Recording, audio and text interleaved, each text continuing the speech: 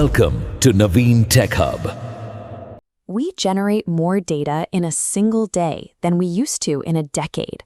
JSON files, server logs, unstructured text. It is a relentless flood that often overwhelms legacy systems. The technical issue lies in how traditional monolithic databases process information. They are designed to execute queries in memory on a single machine, meaning their compute power is hard-capped by the physical limits of that one server. Compounding this physical limit is a strict structural one, schema on write.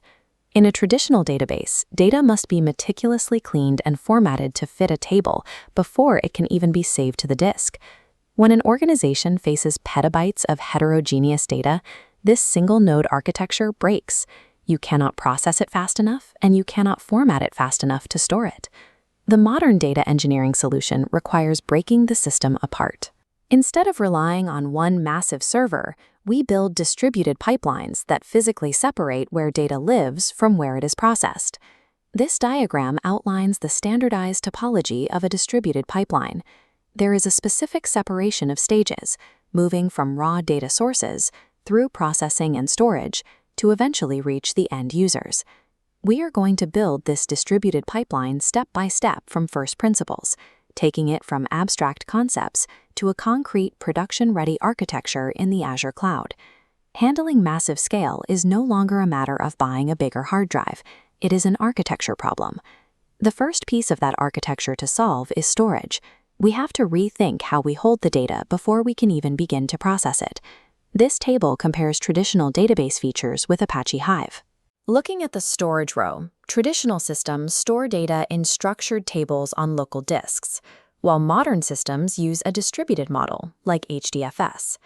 HDFS breaks large datasets into blocks and distributes them across clusters of standard machines.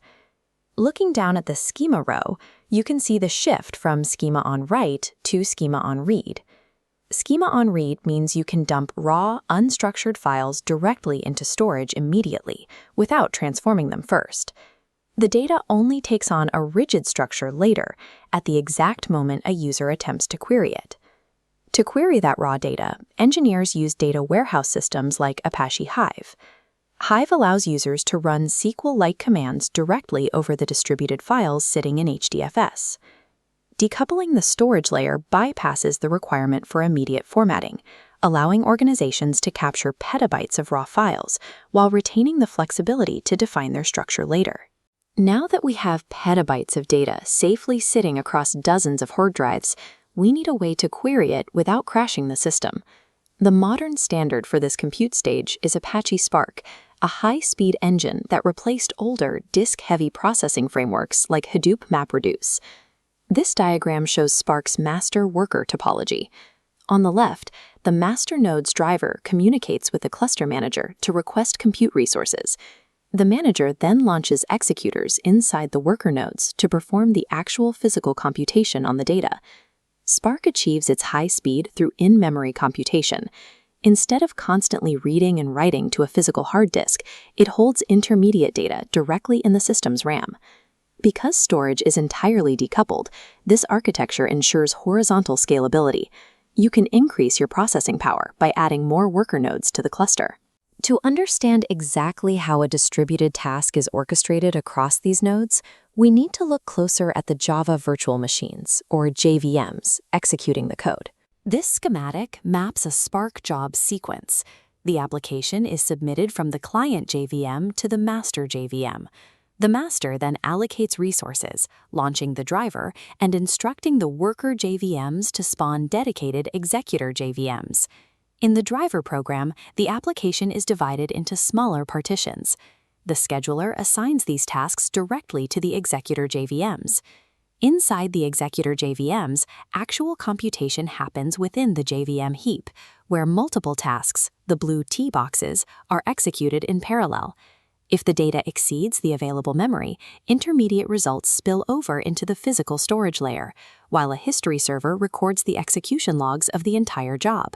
This highly orchestrated parallel JVM execution is the mechanical basis for Spark's incredible speed advantage over traditional sequential processing. Managing all of those JVMs and individual cluster nodes manually is tedious. In a production environment, this is abstracted away into a fully managed cloud service. This diagram represents a complete big data architecture in Azure, mapping the flow from data sources on the left to visualization on the right. Starting on the left side of the pipeline, data is ingested from various sources via HTTP or SQL tables into Azure Data Factory. Azure Data Factory acts as the orchestration engine, executing the automated ELT pipelines. Following the flow downward, it drops the raw, unprocessed data directly into the storage layer. Here, the storage layer is Azure Data Lake Storage Gen2, providing schema-on-read flexibility to store any file type. When it's time to process that data, the workload shifts to the compute layer in the center, managed by Azure Databricks. Under the hood, Azure Databricks is a managed environment running the Apache Spark architecture we just deconstructed. It pulls the raw data from the lake and executes transformation steps, like joining it with external databases such as MongoDB for enrichment. Once transformed, it is pushed back out of Databricks and saved into a new location within the data lake. Finally, the structured data moves to the serving layer, represented here by Azure Synapse Analytics. Synapse is a unified platform that bridges the gap between the raw data lake and traditional data warehousing, allowing users to write familiar T-SQL queries. It uses a function called OpenRowSet, which allows engineers to query data sitting inside the data lake directly without requiring a lengthy data load process. By establishing external tables, Synapse provides a strict schema definition over that remote data. Users can analyze it as if it were a local table, avoiding unnecessary data duplication. Azure provides a managed, scalable equivalent for every component of a distributed pipeline, abstracting away the physical hardware management entirely.